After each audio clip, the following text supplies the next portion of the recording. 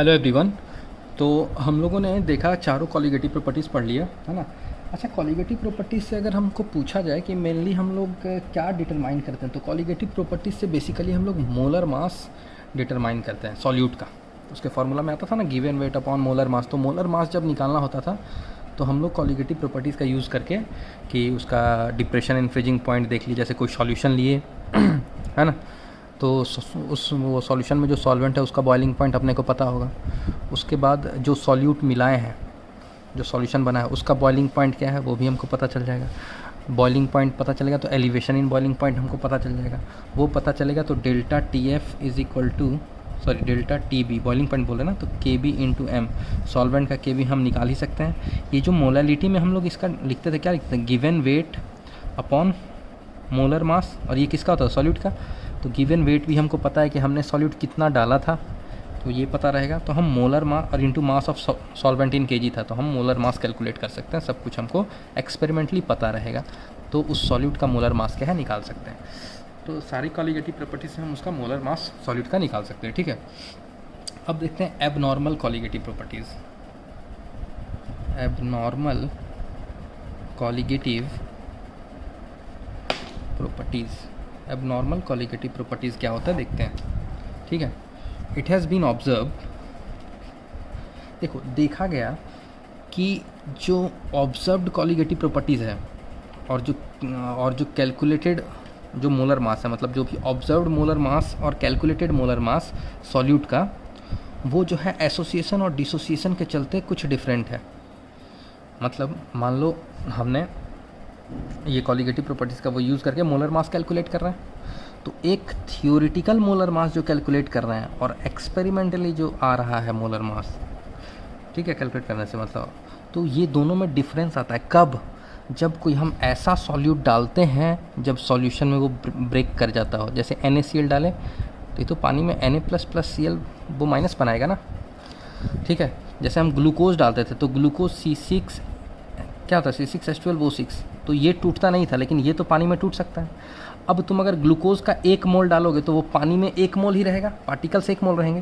लेकिन तुम 1 मोल NaCl डालोगे तो 1 मोल Na+ बनेगा और 1 मोल Cl- बनेगा।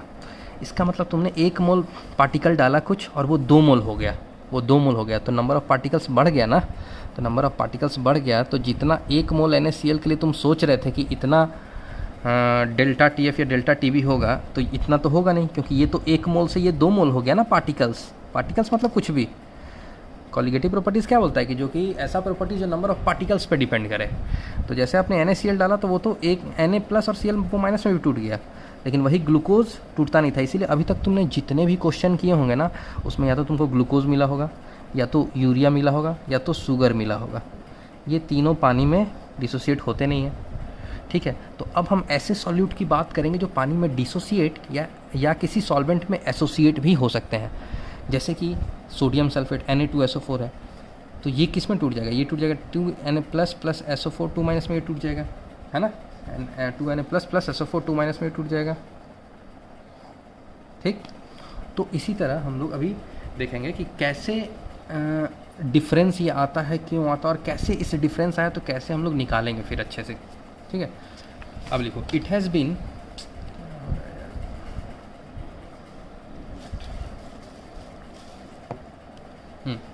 it has been observed that difference in the observed and calculated molecular mass of solute is due to association or dissociation of solute molecules in solution. It results in a change in the number of particles particles in solution, जो बताए हैं उसी को लिखे हैं बस, ठीक है।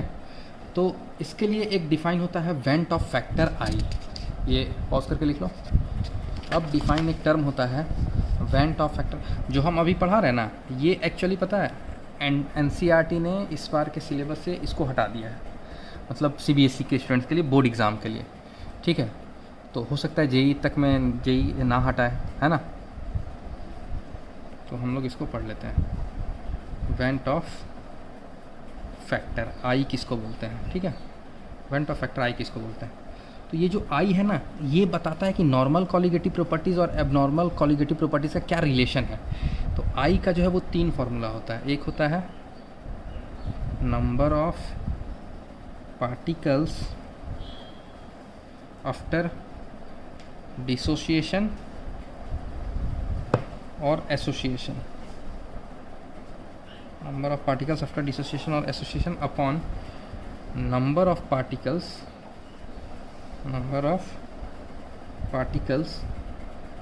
बिफोर डिसोसिएशन और association, observed colligative properties upon, ये दूसरा एक फार्मूला ये हो गया, एक formula observe colligative properties upon calculated colligative properties. और एक और तीसरा फार्मूला हो सकता है मोलर मास के टर्म में, calculated molar mass, calculated molecular mass बोलो या मोलर मास बोलो, अपॉन ऑब्जर्व्ड मॉलिक्यूलर मास, ठीक है। अब अगर i इक्वल टू 1 रहा तो इसका मतलब पता है क्या हुआ, i इक्वल टू 1 का मतलब हुआ कि नाइदर डिसोसिएशन नॉर एसोसिएशन, मतलब उस सॉल्यूट ना ही टूटा और ना ही एसोसिएट हुआ। अभी एसोसिएशन का मतलब ये बता देंगे, एग्जांपल देंगे तो, नॉर एसोसिएशन, ठीक है। इसका एग्जांपल पता क्या है कि इन सॉल्यूट का I1 होगा तो जो टूटे नहीं थे, जैसे ग्लूकोज, यूरिया, शुगर, है ना। अब I ग्रेटर देन 1 किसके लिए होगा, I ग्रेटर देन 1 होगा डिसोसिएशन के लिए।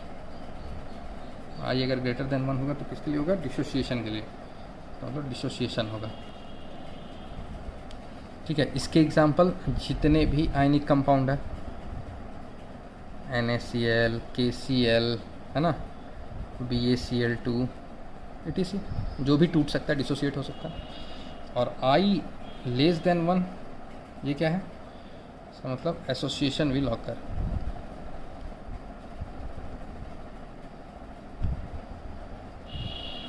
Example CH3COH, PHCOH in benzene, PHCOH in benzene. तो ये जो है एसिटिक एसिड और ये क्या है, बेंजोइक एसिड, ये बेंजीन में एसोसिएट हो जाते हैं। एसोसिएट का मतलब डाइमर फॉर्म कर लेते हैं। वो डाइमर कहने का मतलब, अगर तुमने CH3COH को बेंजीन में डाला, ठीक है, तो इसका 2 मॉलिक्यूल जो है आपस में ज्वाइन हो जाता है। जैसे CH3COH का स्ट्रक्चर बना होगा ना, CH3COOH ऐसे बना दिए, तो एक और मॉलिक्यूल बना दो CH3COH का और इन दोनों के बीच में हाइड्रोजन बॉन्डिंग दिखा दो, तो ये इस तरह से ये एसोसिएट हो जाते हैं। एनसीईआरटी अगर तुम्हारे पास हो तो उसमें फ़ोटो भी दिया होगा एसोसिएशन और डिसोसिएशन का, ठीक है। तो उसी को एसोसिएशन बोलते हैं कि बेंजीन जो है डाइमर फॉर्म करता है, ठीक है। बेंजीन क्या फॉर्म करता है, डाइमर, मतलब 2 मॉलिक्यूल ऐसे। डाइमर का मतलब क्या बोलते हैं, देखो, जैसे बेंजीन बोलते हैं, सॉरी, एसिटिक एसिड, जैसे CH3COOH, इसका 2 मॉलिक्यूल जो है डाइमर फॉर्म कर लिया, मतलब CH3COH से ट्वाइस, ये हुआ एसोसिएट हो जाना। इसका 2 मॉलिक्यूल 1 मॉलिक्यूल बन गया एसोसिएट होकर। और डिसोसिएट मतलब जैसे बताते हैं NaCl Na plus Cl minus में, ठीक है। तो ये हुआ एसोसिएशन, ओके। अभी और इसके बारे में चर्चा करेंगे, ठीक। तो ये चीज़ समझ पा रहे हो। अब देखो, अब देखो, जैसे कि क्वेश्चन है 1 molar NaCl solution has elevation in boiling point. Elevation in boiling point का मतलब समझे, डेल्टा TB की बात कर रहा है ना। Elevation in boiling point of solution मतलब सॉल्यूशन का जो कि डेल्टा TB है, मतलब डेल्टा TB क्या आता है याद है, TB माइनस T0 है ना। तो डेल्टा TB बोल रहा है कितना है, 2 × 1.52 डिग्री सेल्सियस। KB दिया है 1.5 है, पूछ रहा है I निकालो। तो देखो के ये जो एलिवेशन इन बॉइलिंग पॉइंट दिया है डेल्टा TB, ये ऑब्जर्व वैल्यू दिया है, ठीक है। अच्छा, कैलकुलेटेड कितना होगा वो तुम निकालोगे फॉर्मूला से। डेल्टा TB कैलकुलेटेड कितना आएगा, KB × M होता है फॉर्मूला। KB कितना दिया हुआ, 1.5 × मोलालिटी। 1 मोलल सॉल्यूशन बोला मतलब मोलालिटी 1 यानी 1.52 होता है, सॉरी है ना। तो 1.52, तो ये कितना हो जाएगा 1.52। डेल्टा TB क्या हो गया, ये कैलकुलेटेड हो गया, ये हो गया कैलकुलेटेड। तो ये हुआ ऑब्जर्व्ड कॉलिगेटिव प्रॉपर्टी, ये हुआ कैलकुलेटेड कॉलिगेटिव प्रॉपर्टी। तो I इज इक्वल टू क्या होता है, observed upon calculated. Observed upon calculated. Observed कितना है, ऑब्जर्व्ड 2 × 1.52 और कैलकुलेटेड कितना 1.52। तो आंसर हो गया I is equal to 2 for NaCl, ठीक है। बाकी जो ये सब आयनिक सॉलिड है ना, आयनिक सॉलिड जो है इनके लिए I निकालना है तो I का एक फॉर्मूला होता है, I is equal to 1 + n-1 to alpha. 1 + n-1 into alpha. This is what, n क्या है, n where n is number of moles of total ions, और अल्फ़ा क्या है, डिग्री ऑफ डिसोसिएशन। जैसे कि मान लो बोला गया एग्जाम्पल NaCl के लिए I निकालो। ये जो क्वेश्चन है ये तो हो गया। अब हम दूसरा चीज़ बता रहे हैं कि कैसे I डायरेक्ट तुम निकालोगे अगर कोई ऐसा आयनिक सॉलिड है जो कि टूट रहा है सॉल्यूशन में जाके, जैसे NaCl टूटे किसमें, Na++Cl-। तो इसके लिए n कितना हो गया पता है, NaCl 1 और 1 इसका जो कोफिशिएंट है वो ऐड कर देना है। अब बैलेंस तो है ही रिएक्शन, कोफिशिएंट क्या है 1 1, तो इसके लिए n क्या है 2। तो I क्या हो जाएगा 1 + n कितना है 2 - 1। अच्छा, अल्फ़ा क्या है, अब कुछ भी नहीं दिया अल्फ़ा के बारे में तो अल्फ़ा 1 ले लेंगे, ठीक है। ऐसे भी स्ट्रॉन्ग वो इलेक्ट्रोलाइट है तो अल्फ़ा क्या होगा, डिग्री ऑफ डिसोसिएशन उसके लिए 1 ही होगा। तो अल्फ़ा अगर कुछ नहीं दिया तो 1 ले लेना है। तो 1 + 1 = 2। तुमसे हम पूछ दिए कि Al2SO4 के लिए I बताओ या BaCl2 के लिए I बताओ। I फॉर BaCl2 कैसे निकालोगे, I is equal to 1 + n-1 into alpha, है ना। तो 1 + n अब कैलकुलेट करेंगे। BaCl2 जब ब्रेक करेगा तो कैसे ब्रेक करेगा, Ba2 + Cl- 2Cl-, है ना। n इक्वल टू कितना होगा, 1 यहाँ 2 यहाँ, तो n इक्वल टू 3 हो जाएगा। तो 1 + 3 - 1 into alpha, 1 + 2 alpha, 1 + 2 alpha, 1 + 2 alpha, ठीक है। This is I।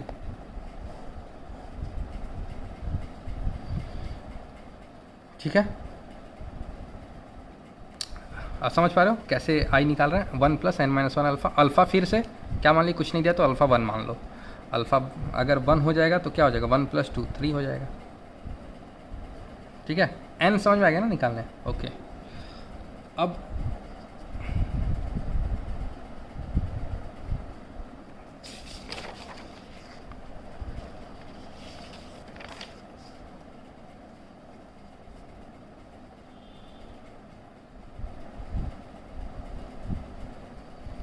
अब देखो, वैसे जो कैलकुलेट करते हैं कैसे करते हैं, मान लो I कैलकुलेट करना है किसके लिए, I फॉर AXBY के लिए। ये एक इलेक्ट्रोलाइट है, ठीक है।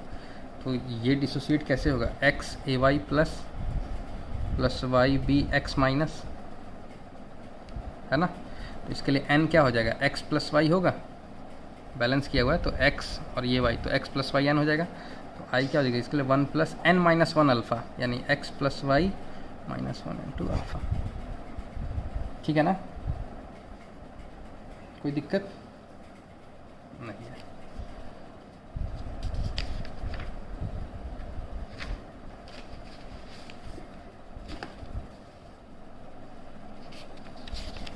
ठीक,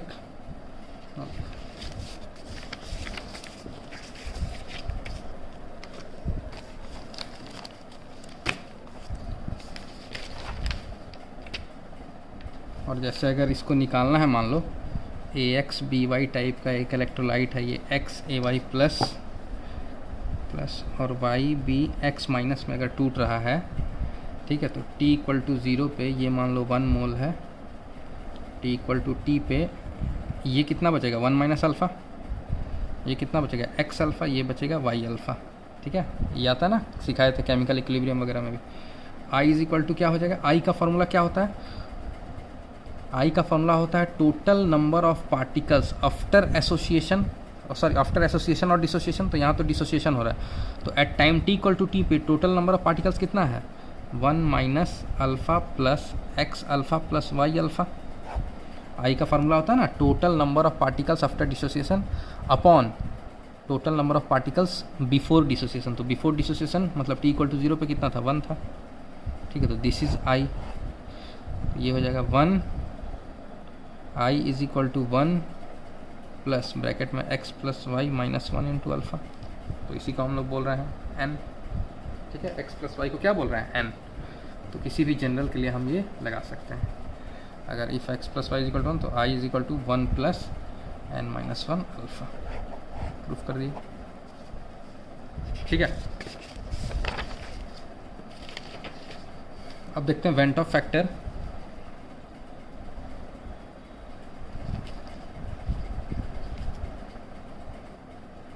वेंट ऑफ फैक्टर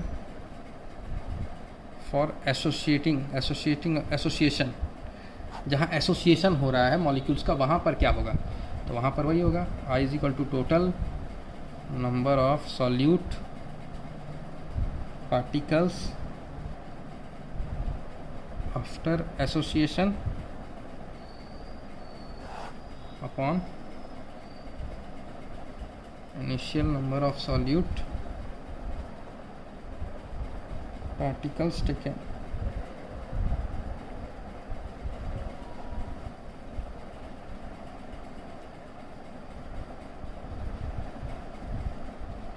ठीक, T इक्वल टू T पे क्या है,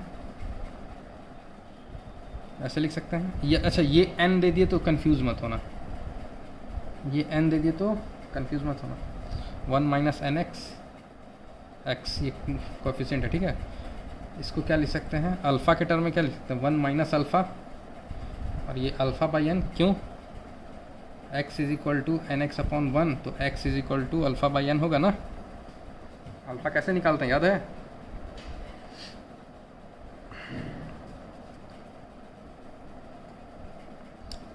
इसको समझे क्यों अल्फ़ा ले लिए।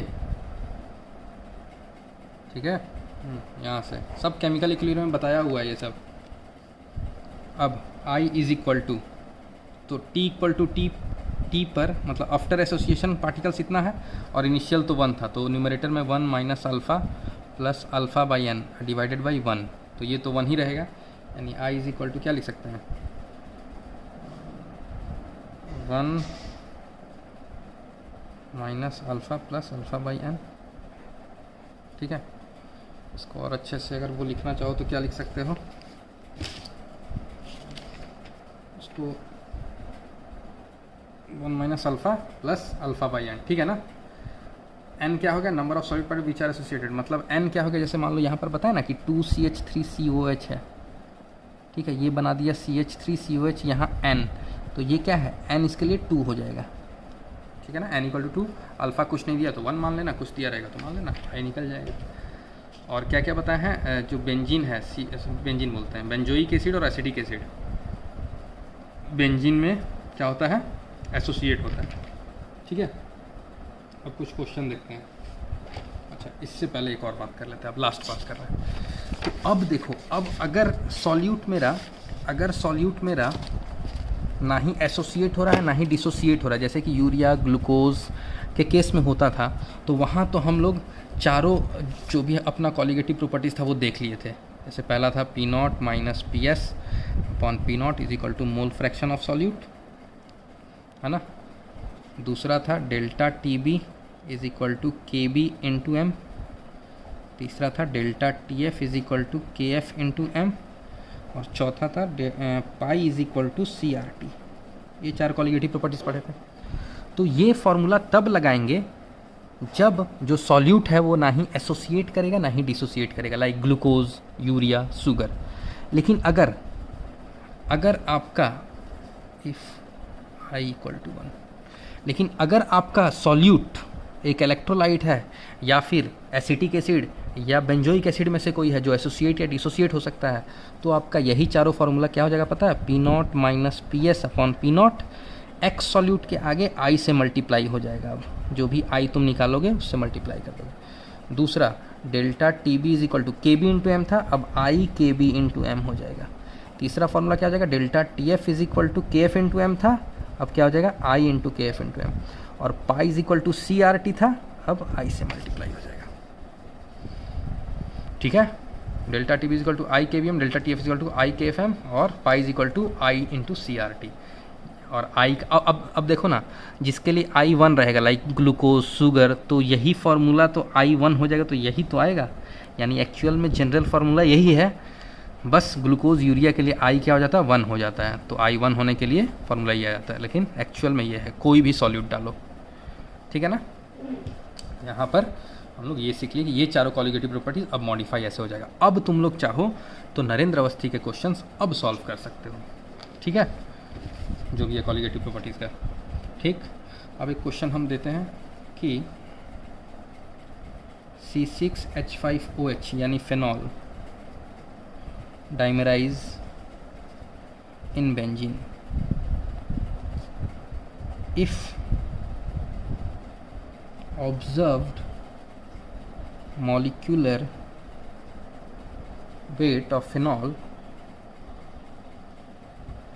is 120, find its degree of dimerization। अच्छा, डिग्री ऑफ डाइमराइजेशन क्या हुआ पता है, अल्फ़ा को ही बोल रहा है डिग्री ऑफ डाइमराइजेशन। जैसे डिग्री ऑफ अल्फ़ा क्या होता था, डिग्री ऑफ डिसोसिएशन, तो डिसोसिएशन हम पढ़ते थे जब डिसोसिएट हो रहा है। डिग्री ऑफ डाइमराइजेशन बोल रहा है मतलब, या डिग्री ऑफ एसोसिएशन बोल सकते हैं, तो वो भी अल्फ़ा हो जाएगा, ठीक है। तो डिग्री ऑफ डिसोसिएशन या डिग्री ऑफ एसोसिएशन को ही अल्फ़ा बोलते हैं, तो इसमें अल्फ़ा निकालने बोल रहा है। ठीक, निकाल लोगे, ट्राई करो पॉज करके। देखो आई इज इक्वल टू क्या हो जाएगा, आई इज इक्वल टू हो जाएगा calculated molecular weight upon observed molecular weight और ये हो जाएगा 94। अगर कैलकुलेट करोगे C6H5OH का मॉलिक्यूलर वेट तो 94 आएगा, ठीक है। और ऑब्जर्व्ड मॉलिक्यूलर वेट क्वेश्चन में दिया है तो 94/120, ये हुआ आई। ठीक, अब हम बोल सकते हैं आई इज इक्वल टू, ये एसोसिएशन का केस है ना, क्या बोल रहा है कि डाइमराइज कर रहा है, तो डाइमराइज कर रहा मतलब क्या, एसोसिएशन का केस है। और एसोसिएशन में आई का फॉर्मूला क्या होता है जी, I is equal to 1 minus alpha plus alpha by N, 1 minus alpha plus alpha by N. N क्या होगा, डाइमराइज मतलब 2, dimerise means N equal to 2 plus alpha by 2। और आई तुमने निकाल लिया 94/120, 94/120 is equal to 1 minus alpha plus alpha by 2। इसको solve कर दो, अल्फ़ा आ जाएगा, अल्फ़ा शायद 0.433 समथिंग आएगा, ठीक है। ठीक है, ये हो जाएगा। अब 2 क्वेश्चन दे रहे हैं, इसके बारे में सोचना।